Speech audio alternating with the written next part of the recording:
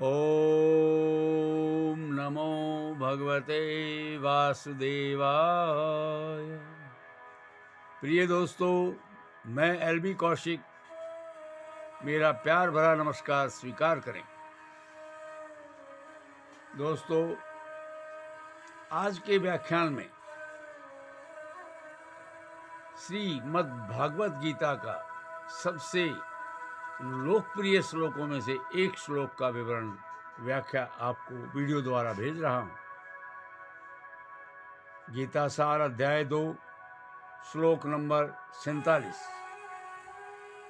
भगवान श्री कृष्ण ने कहा कि तुम्हें अपना कार्य करने का अधिकार है, किंतु कर्म के फलों की इच्छा या अधिकार तुम्हें नहीं है। तुम न तो अपने आप को अपने कर्मों के फलों का कारण मान सकते हो और न ही कर्म करने से कभी पीछे हट सकते हो।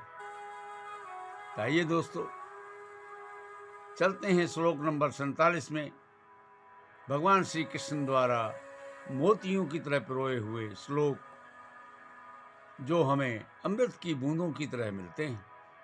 तो आइए हम भी अमृत की बूंदें प्राप्त करें और परम धाम के अधिकारी बने। कर्मण्येवाधिकारस्ते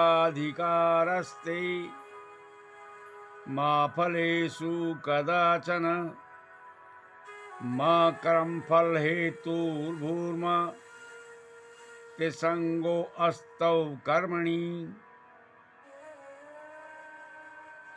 तुम्हें अपना कर्म कर्तव्य कार्य करने का अधिकार है, किंतु कर्म के फलों के तुम अधिकारी नहीं हो।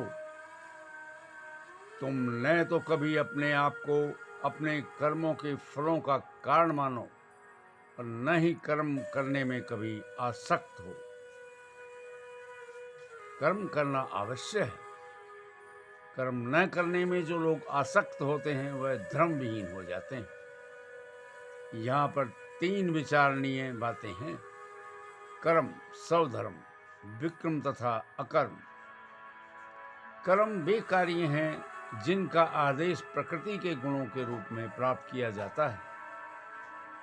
अधिकारी की सम्मति के बिना किए गए कर्म विकर्म कहलाते हैं।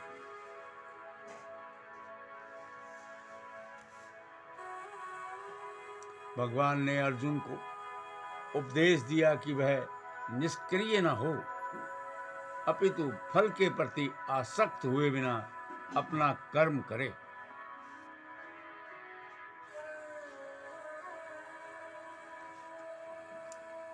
कर्म फल के प्रति आसक्त रहने वाला भी कर्म का कारण है, अपितु फल के प्रति आसक्त हुए बिना अपना कर्म करें। इस तरह वह ऐसे कर्म फलों का भोक्ता होता है।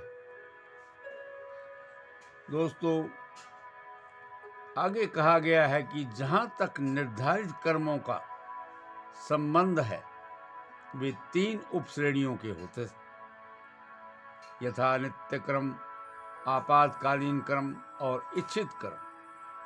नित्य कर्म फल की इच्छा बिना शास्त्रों के निर्देश अनुसार सतोगुण में रहकर किए जाते हैं। फल युक्त कर्म बंधन के कारण बनते हैं, अतः ऐसे कर्म अशुभ हैं। हर व्यक्ति को अपने कर्म पर अधिकार है, किंतु उसे फल के अनासक्त होकर कर्म करना चाहिए। ऐसे निष्काम कर्म निसंदेह मुक्ति पथ की ओर ले जाते हैं। अतएव भगवान ने अर्जुन को फलासक्ति रहित होकर कर्म स्वधर्म के रूप में युद्ध करने की आज्ञा दी।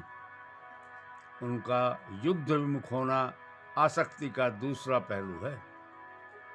ऐसे आसक्ति से कभी मुक्ति पथ की प्राप्ति नहीं होती। आसक्ति चाहे स्वीकारात्मक हो या निदेशात्मक, वह बंधन का कारण है।